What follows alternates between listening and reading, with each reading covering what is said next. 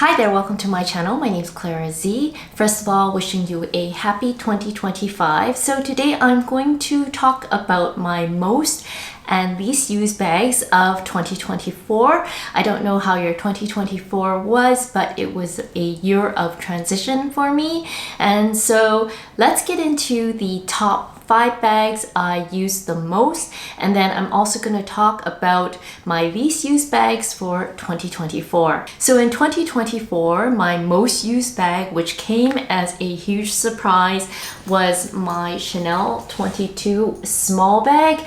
I just love that it's so carefree and easy to use, and I don't have to play Tetris with my bag. I can pretty much throw in anything, and so this has been a great bag. It's also kind of discreet because I can just carry it on the other side like this, and it really has been a no fuss, really easy to use bag. So this is definitely number one. So my second most used bag was actually also the Chanel 22 bag in the size mini. I use this a bit more in Hong Kong than I did in Canada, just because in Hong Kong I didn't have to carry around as much stuff and I was using the subway a lot more, so it helped to have a smaller bag to carry around.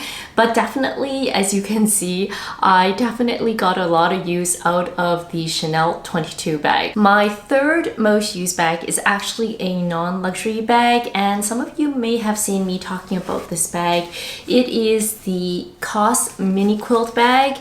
I just love that this one is so lightweight, so easy to use. It has no logos, under the radar, and the capacity is really awesome. And so I have been using this bag. I have it both in the black and the white. I've been using the white one more often just because there's more summer weather in Hong Kong, and the white one goes with light clothing a bit more. So definitely I have used this bag to death, and if you're on the fence about this bag, I highly recommend it. My fourth most used bag is this BV bag, and some of you saw me do the unboxing and reveal of this bag. Although I only really used this bag in the last couple of months, definitely I've been using it almost every day. What I really like is, again, the capacity is really good, it's very high quality, and I love that it has no logos and it's just so easy to use. I could use it on the crook of my arm, and when I need to shoulder carry it, there's another strap here. And so this has been just a really good size bag that's good for grab and go. It's discreet, but definitely still very luxury, so I've been really loving this bag. And the final bag that I'm going to talk about is also a non-luxury bag. It is my Lululemon. This is a belt bag, as you can see here, and this has been just really good when I just need to go downstairs, take a walk in the park, or if I'm just meeting someone downstairs for coffee. This is just great to put my glasses, my key, and my wallets in here. It's really close to the body, it's really discreet, and actually a lot of people in Canada use this bag, and so it's a bit more under the radar and you won't stand out as much, but it is a very versatile bag if you just need something that's discreet and grab and go. I usually use this when I go for walks in the park, or if I need to go to the gym. This has been a really great bag. So if you don't have one of these, or you don't have a belt bag, I highly recommend the Lululemon ones. So definitely this has been a heavily used bag for 2024. I also just wanted to give an honorable mention to my Le Sportsac bucket bag. I absolutely use this bag to death, and the reason being it's very carefree, it's roomy, it's really light, it has a hand carry and a crossbody, and it has several division. It's also a bag I can use in the rain. I like that it's black on black, and it pretty much goes with everything. And so actually I used this bag a lot during my last days in Hong Kong when I was just running a lot of errands and I had to be really rough on my bags. I really do love this bag, and since it rains so much here in Canada, I can see myself definitely using this bag again, and it's just really discreet, right?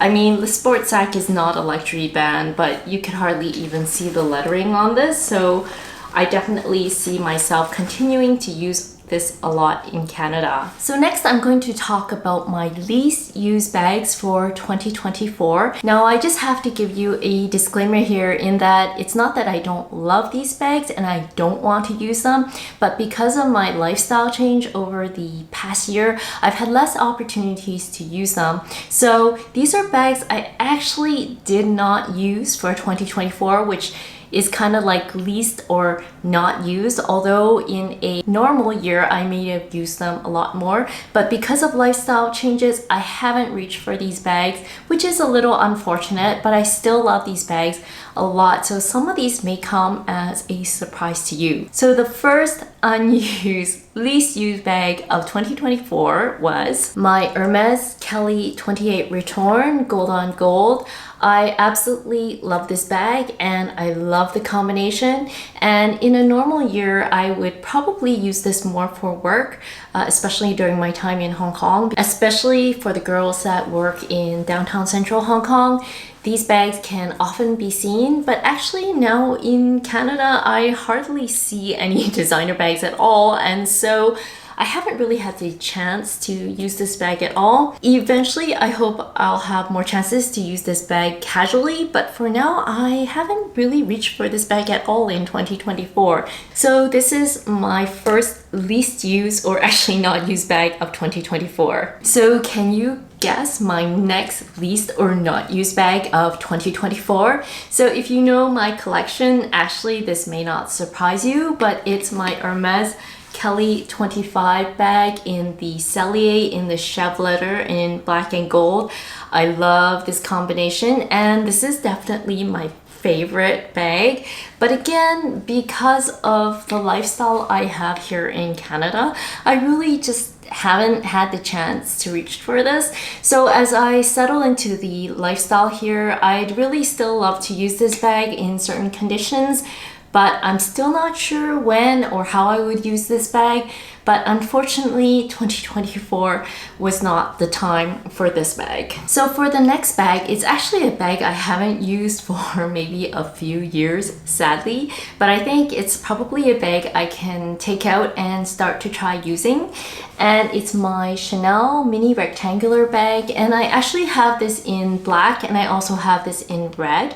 So I think there are probably more use cases for this bag, as I've seen a couple of them being carried in Canada. However, because I have so many small and versatile bags and because it rains here a lot, I haven't really reached for this bag all that much. However, I can see myself reaching for this bag over a weekend or for dinner dates, things like that. But yeah, unfortunately, I really haven't used this bag in a few years.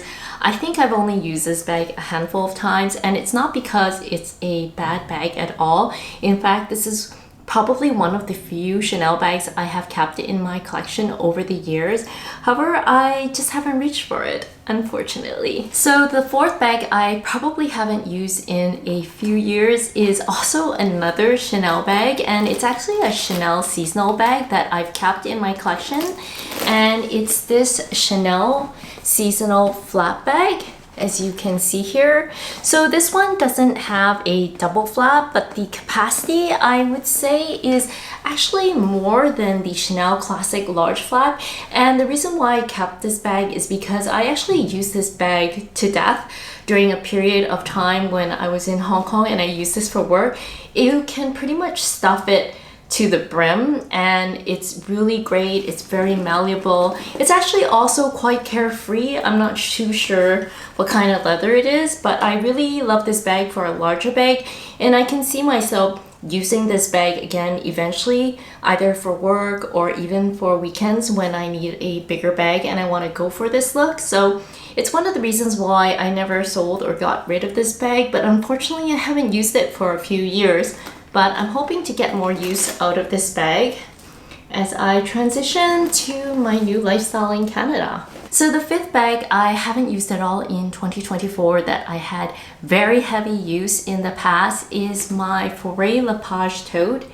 And there is absolutely nothing wrong with this bag, and in fact this is probably the only tote bag I have left in my collection. And I mainly use my tote bag for work, but because I've taken a career break and I haven't been working for over a year, which is why I haven't been using this bag. However, if and when I decide to go back to work, definitely this will go back into full rotation, because this is definitely the best tote bag in my opinion for work. So those were my most and least used bags of 2024. Let me know what was your most used bag of 2024.